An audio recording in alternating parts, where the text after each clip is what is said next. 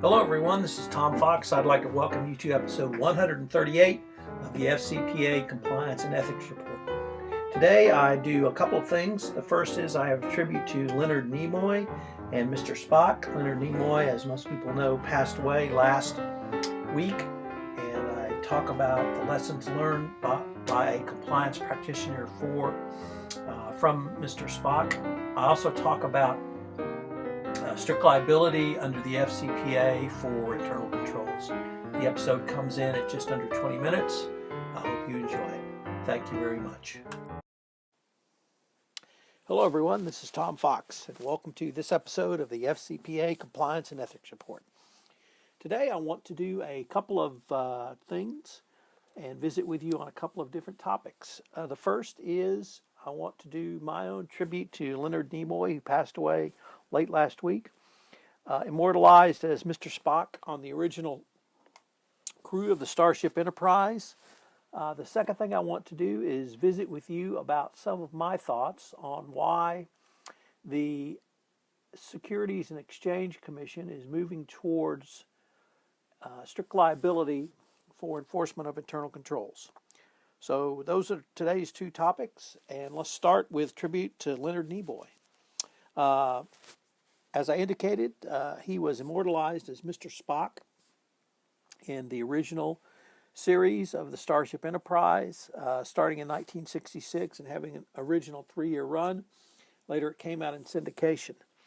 And the two things that really led me or influenced me regarding Mr. Spock were the following that I think are very applicable to the compliance practitioner. First is that Mr. Spock was cool, calm, and collected. As a half Vulcan, half human, he struggled to maintain his emotions and control, and he was always cool and calm and collected, with some rare exceptions. The lesson learned for the compliance practitioner is that you really need to remain cool, calm, and collected no matter what the situation you might face. One of the things that corporate executives will look for is to see if you can remain so in the face of a big problem, emergency, or other diversity. That can include a compliance violation, but it can also include some very testy meetings with business people who want to do things that you won't approve. So the cool, calm, and collected part of Mr. Spock is certainly something that the compliance practitioner needs to have as part of your overall persona as well. But the second thing that Mr. Spock informs the compliance practitioner on is the process he used. And if you'll recall, in almost every episode, Captain Kirk would ask Mr. Spock questions about the planet, the persons, the entities, the whomever they were visiting that day, or whoever would be the focus of that particular show. And Mr. Spock, as the science officer, would review the facts and make an opinion. Those facts could be data, they could be sensory perceptions, they could be his own personal perceptions. And he used a wide variety of information which he processed and would then make an assessment and present it to Captain Kirk. That assessment could change during the pendency of the show, and also once again informing your compliance protocol that a risk assessment is really an ongoing process, and it's something that you need to consider and utilize throughout your just ongoing business process. It is important because how you assess your risk will inform how you manage your risks. So those are a couple of lessons that I think were important to learn from Mr. Spock. On a personal note, Mr. Spock really helped me understand and grow in the original series in the 60s. I was in 9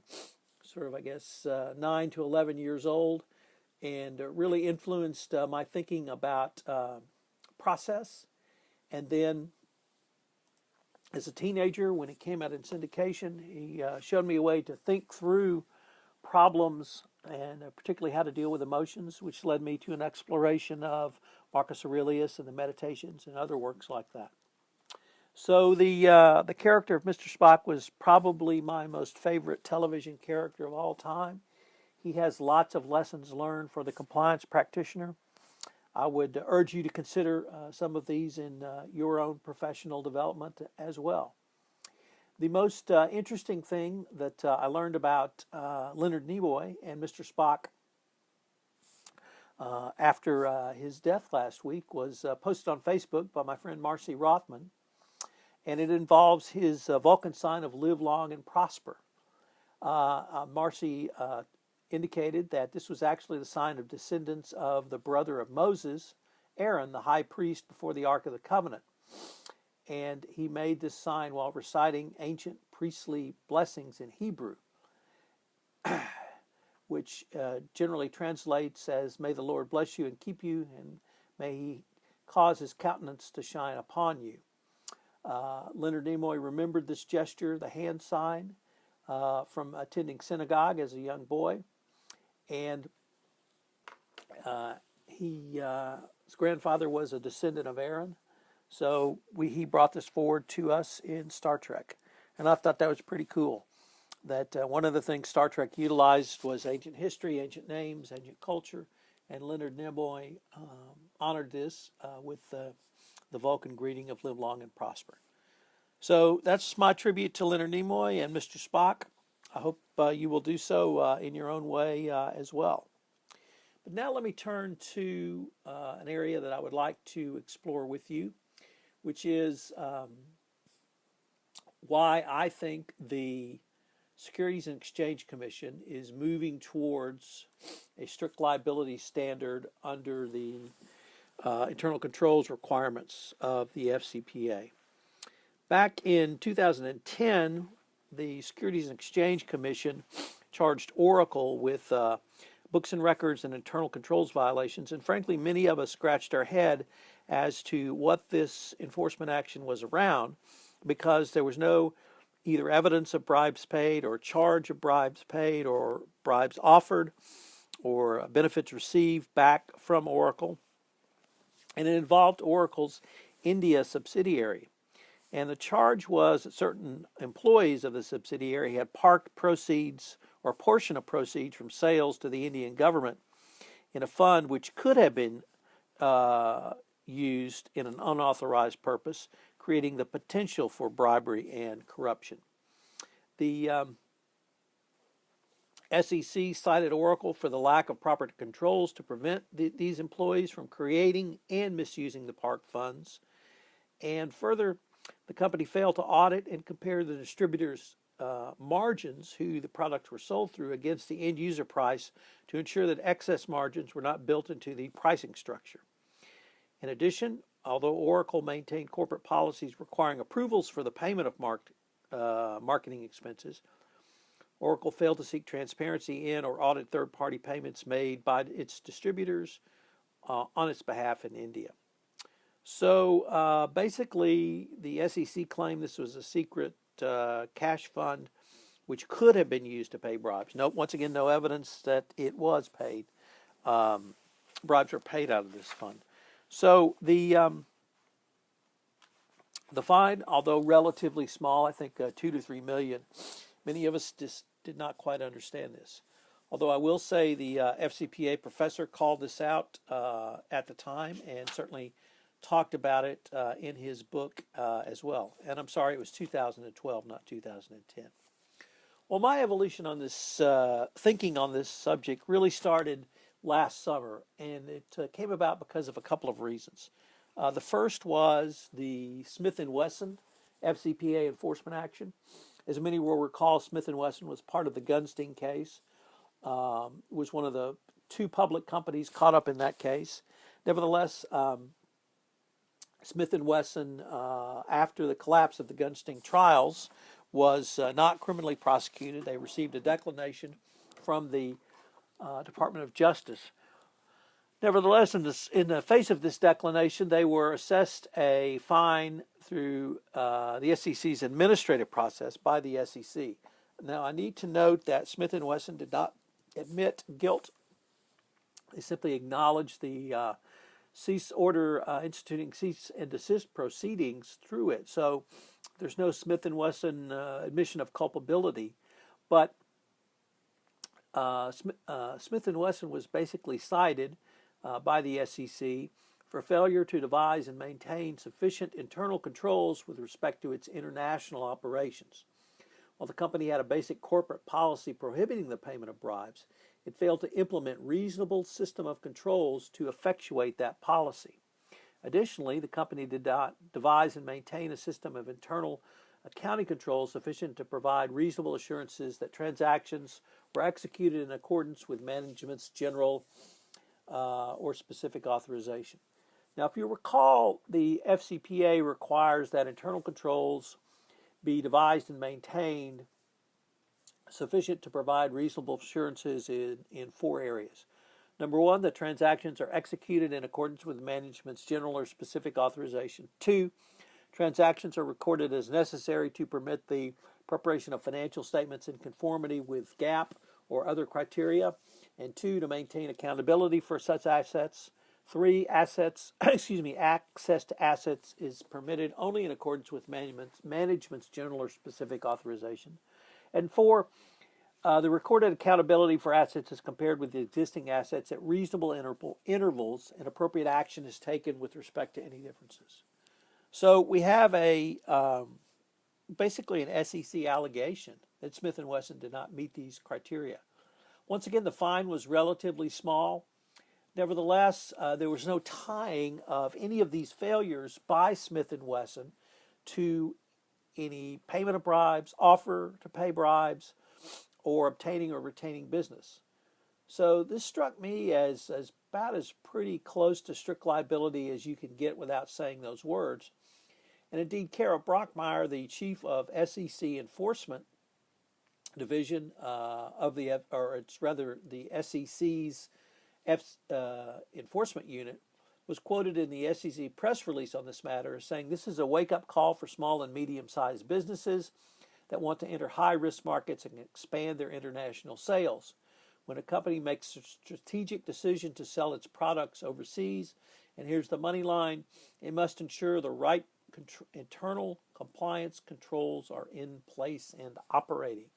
So if you don't have the right internal controls, you could be in serious SEC trouble.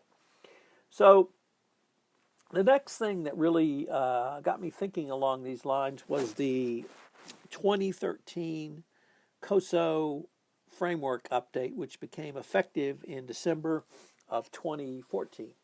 Now, I've written quite a bit about COSO, quite a bit about the framework, the 5 objectives, the 17 principles, and I won't review that here, but I would just note that these principles are, although designed for accounting controls, I found them to be excellent for compliance controls. The 2013 framework update was based upon 4 general principles, which include the following. The updated framework should be conceptual, which allows for the updating of internal controls, and I find specifically compliance controls as they evolve. Internal controls are a process which are designed to help businesses achieve their business goals. Internal controls clearly apply to more than simply accounting. They apply to compliance controls and operational controls. And while it all starts with tone at the top, the implementation of effective internal controls really resides with everyone in the organization. So with the 5 objectives and the 17 principles, I think there is now a framework laid out for the compliance practitioner to implement, and then evaluate the effectiveness of internal controls. But here's the sort of leap I made. The COSO framework is generally used to satisfy SOX 404 reporting. Now, SOX 404 reporting requires public companies to report on the adequacy of their internal controls on financial reporting. The report must affirm the responsibility of management for establishing and maintaining adequate internal control structure and procedures for financial reporting.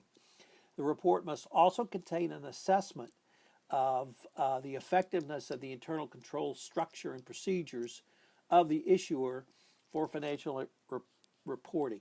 It requires external auditors to make an assessment and make such a report. And most companies utilize the COSO framework.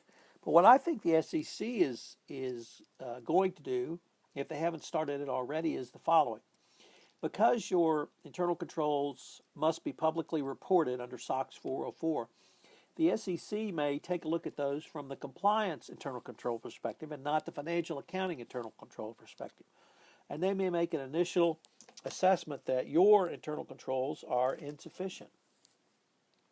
They may ask you for evidence of the implementation and, more importantly, the effectiveness of your internal controls, internal compliance controls. In other words, have you audited against your internal compliance controls?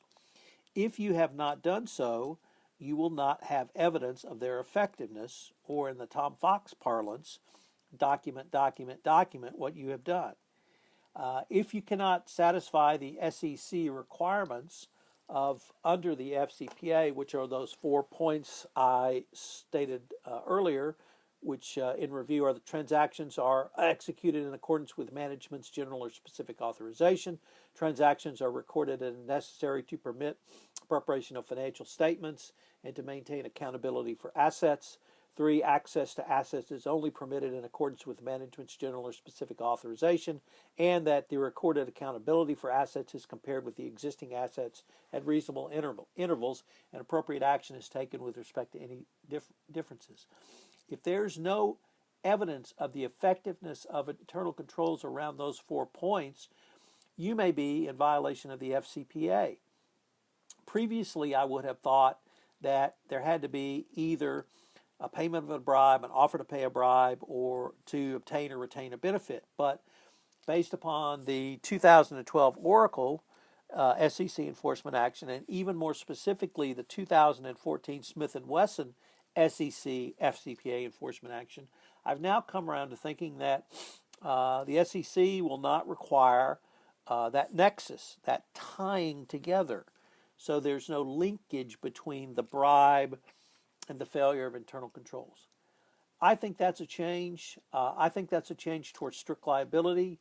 I think how the SEC would pursue it is after you fail to demonstrate to their sufficiency the effectiveness of your internal controls, they would invite you to go through the administrative process where they would present evidence of their belief of the failure of your effectiveness, and unless you could present contrary evidence in a civil proceeding through in front of an administrative law judge, then you would be assessed a fine.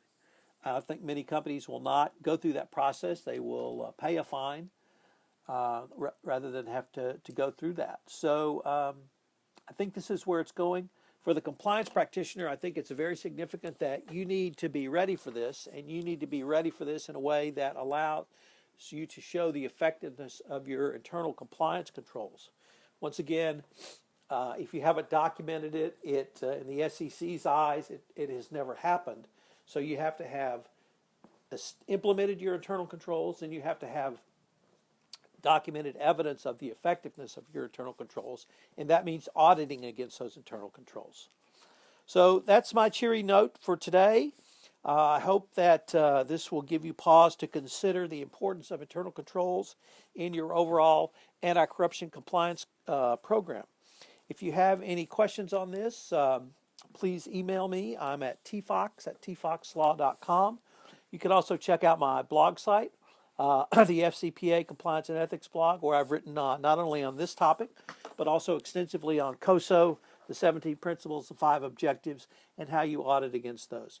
I'll be coming out very soon with an ebook on internal controls through Compliance Week, so that will give you additional information on this topic. And finally, if you want to contact me the old-fashioned way, you can call me at 832-744-0264. This is Tom Fox. Please think about my dear friend Mr. Spock when you're considering your internal controls on your FCPA compliance program. Thank you very much.